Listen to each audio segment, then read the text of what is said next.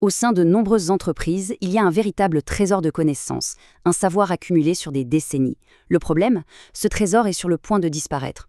Aujourd'hui, on va voir comment une intelligence artificielle un peu spéciale est utilisée pour sauver ce savoir et, surtout, pour le rendre enfin accessible. Le problème est à la fois simple et absolument critique.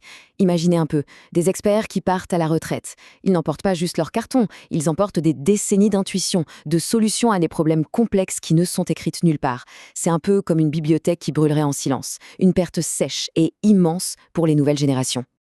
Et ce qui est fou, c'est que ce problème n'a fait qu'empirer avec le temps. Avant les années 80, on avait des archives papier. Ok, c'était peut-être un peu vieillot, mais au moins c'était rangé. Dans les années 90 et 2000, on a tout numérisé. C'était toujours centralisé, mais déjà plus complexe à naviguer. Et aujourd'hui, eh bien c'est le chaos du cloud. L'info est éparpillée partout, sur des dizaines de serveurs. Retrouver un document précis, c'est devenu une mission quasi impossible. Et puis, en 2022, tout a basculé avec l'arrivée de l'IA générative. Des outils comme ChatGPT ont débarqué et ont montré au monde entier qu'on pouvait discuter avec une machine, lui poser des questions vraiment complexes et obtenir de vraies réponses. Alors, une idée a germé. Et si un tel outil pouvait naviguer pour nous dans ce labyrinthe documentaire? L'idée est géniale, c'est vrai, mais elle se heurte à un mur immense, la confidentialité.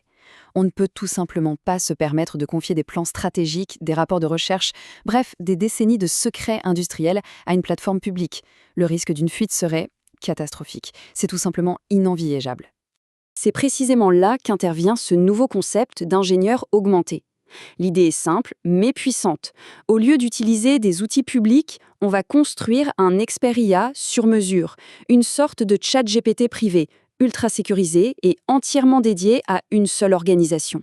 Alors les objectifs, c'est quoi exactement? Eh bien, d'abord, c'est d'exploiter enfin ce fameux patrimoine documentaire qui dort sur des serveurs. Ensuite, c'est d'optimiser des tâches très concrètes, aider un ingénieur à résumer 50 rapports en 2 minutes ou à rédiger une proposition technique. Et le point le plus crucial, c'est de créer un pont entre les générations, pour que le savoir des experts ne parte pas avec eux. Et tout ça, bien sûr, en gardant les données dans un véritable coffre-fort numérique. D'accord, l'idée est claire. Mais comment ça marche concrètement? La toute première étape, c'est la spécialisation. On ne veut pas d'une IA qui connaît la recette de la blanquette de veau. Non, on veut une IA qui soit une sommité mondiale sur un sujet ultra précis comme l'hydrologie ou le génie civil. Voilà comment ça se passe. On commence avec un modèle open source comme Mistral ou Llama qui est un généraliste, un peu un monsieur je sais tout. Ensuite, on le nourrit avec des milliers et des milliers de documents internes à l'entreprise. Vient l'étape clé du fine-tuning. On l'entraîne à se concentrer sur son domaine et, c'est ça qui est fascinant, on lui apprend même à oublier tout ce qui est inutile. Le résultat, un modèle beaucoup plus petit, plus rapide et surtout d'une précision chirurgicale. La différence est vraiment fondamentale. D'un côté, on a l'IA généraliste, le touche-à-tout. Il sait un peu de tout, mais n'est expert en rien. De l'autre, on a l'IA spécialiste, qui est un véritable maître dans son domaine. Il a lu et digéré l'équivalent de plusieurs vies d'ingénieurs sur, par exemple, la construction de barrages. Forcément, ces réponses n'ont plus rien à voir. Elles sont infiniment plus précises et pertinentes. Ok, on a notre super expert, c'est génial. Mais une question essentielle demeure. Comment peut-on être sûr que ces réponses sont fiables? Après tout, il ne faut pas oublier que ces modèles d'IA sont des systèmes statistiques. Ils peuvent parfois affirmer des choses complètement fausses avec un aplomb déconcertant. C'est vraiment ça, tout le défi de la confiance. Si une IA propose une nouvelle spécification technique pour un barrage, l'ingénieur doit pouvoir vérifier, au document près, d'où vient cette information. Il n'y a absolument aucune place pour le doute quand la sécurité est en jeu. Et pour ça, il y a une solution technique. Elle a un nom un peu barbare, le RAG, pour génération augmentée par récupération. Mais l'idée derrière est très simple. Ce mécanisme force le modèle à ne rien inventer. Avant de répondre, il doit chercher l'information dans la base de documents et ensuite il doit construire sa réponse en se basant uniquement sur ce qu'il a trouvé. Et le plus important, il doit systématiquement citer ses sources. Grâce au RAG, on gagne sur tous les tableaux. On a la vérifiabilité qui bâtit la confiance. Ça réduit de manière drastique le risque d'erreur ou d'hallucination de l'IA. Ça apporte une transparence totale sur l'origine de l'information.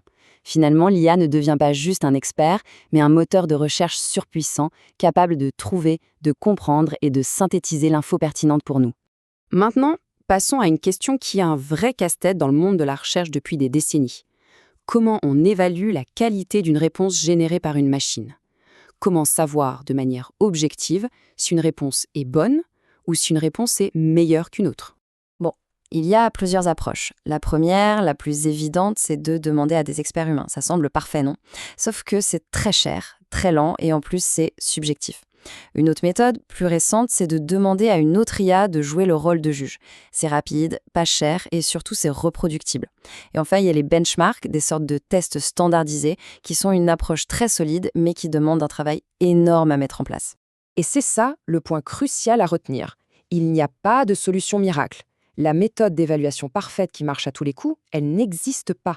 La bonne approche dépendra toujours de la tâche, du domaine, du contexte. C'est un domaine de recherche qui est encore en pleine ébullition. Alors, tout ça, où est-ce que ça nous mène concrètement? Prenons l'exemple des sciences de l'eau. Aujourd'hui, on commence à parler d'hydrologie augmentée. En transformant ces archives un peu poussiéreuses en une source de connaissances vivantes, interactives, cette technologie change complètement la donne.